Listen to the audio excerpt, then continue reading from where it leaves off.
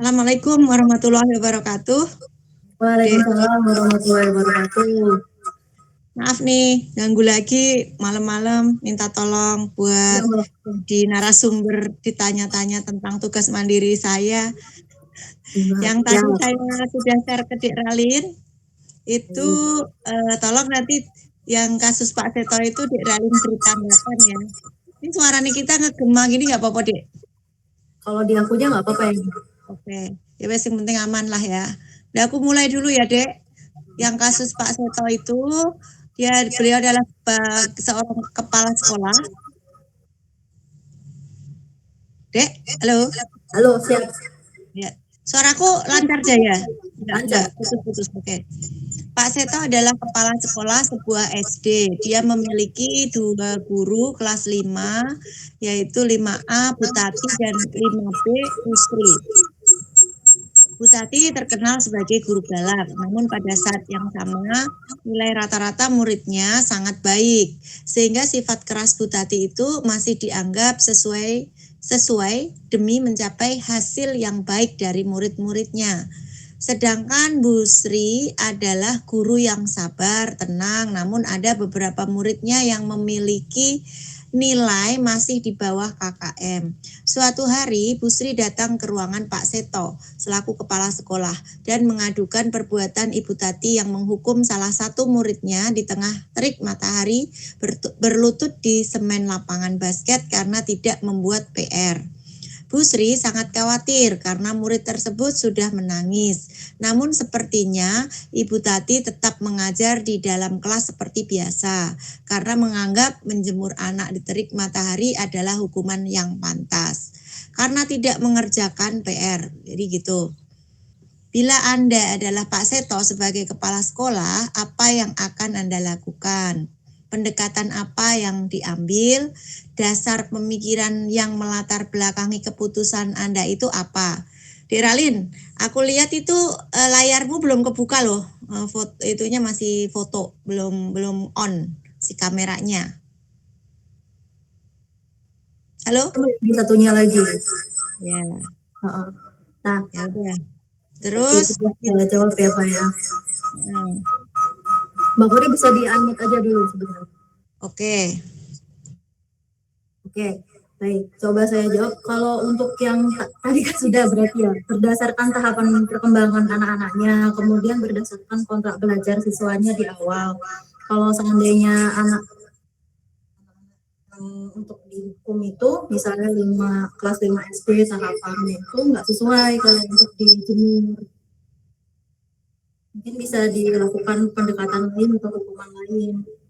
Misalnya di dalam kelas menggunakan penulisan berulang atau di depan menulis soal, mengerjakan soal di papan tulis gitu. Nggak harus di lapangan dengan terik matahari yang panas gitu. Kalau misalnya untuk sudah ada kontrak pelajaran di awal, berarti ya memang harus ada konsekuensi untuk anak-anak itu melakukan hukuman. Kalaupun misalnya melanggar, berarti harus sesuai dengan konsekuensinya. Tapi untuk sesuaikan dengan tahapan perkembangan anak juga. Kalau tahapan perkembangan anak untuk SD kayaknya kurang pas untuk dihukum. Sebagai idealnya pemimpin, mungkin sebaiknya saya akan melakukan evaluasi terhadap beberapa guru tadi, ada Bu Tati dan Bu Sri. Jadi kalau dari tanggapannya Bu Sri itu harus ada peningkatan nilai KKM, berarti harus memperbaiki strategi pembelajaran yang Bu Sri belajar.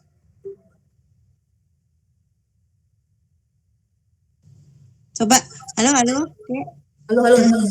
Ya, jadi coba mungkin saya bisa simpulkan pendapat Dek Ralin ya. Intinya untuk kasus yang tadi saya sebutkan Pak Seto tadi, yang mengalami dilema etika tadi, artinya penghukuman seperti yang sudah dilakukan oleh gurunya, yaitu Bu Tati itu masih Dek Ralin yakini bahwa itu bisa dilakukan ya, hanya diganti tidak dengan kekerasan seperti itu, tapi mungkin dengan menulis atau apa gitu, tapi intinya masih tetap dikategorikan untuk membuat efek jera itu dengan sebuah hukuman. Seperti itu kan tadi kata Dek Lalin begitu ya?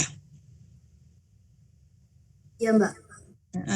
Terus kalau untuk tindakan yang dilakukan oleh Pak Seto terhadap Bu Tati, mungkin dia harus evaluasinya memperbaiki jenis hukumannya. Jadi Pak Seto sudah mengapresiasi ke Bu Tati bahwa mengajarnya itu udah bagus dibanding dengan Bu Sri. Kalau Bu Sri harus evaluasi strategi pembelajarannya supaya bisa meningkatkan nilai anak gitu kan.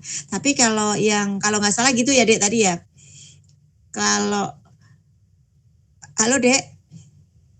Ya, Mbak, benar. Kalau yang Bu siapa tadi?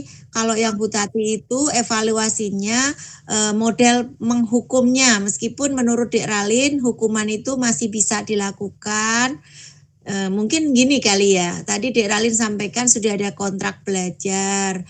Nah, terus Dek Ralin juga mungkin berpikirnya kalau menurut saya kalau tidak dilakukan punishment atau hukuman ya nanti anak itu nggak akan jera gitu ya, harus ada efek jera lah intinya gitu. Cuma disesuaikan dengan tahap perkembangan anak. Begitu ya kalau yang saya dengar tadi ya. Betul nggak ya, Dek?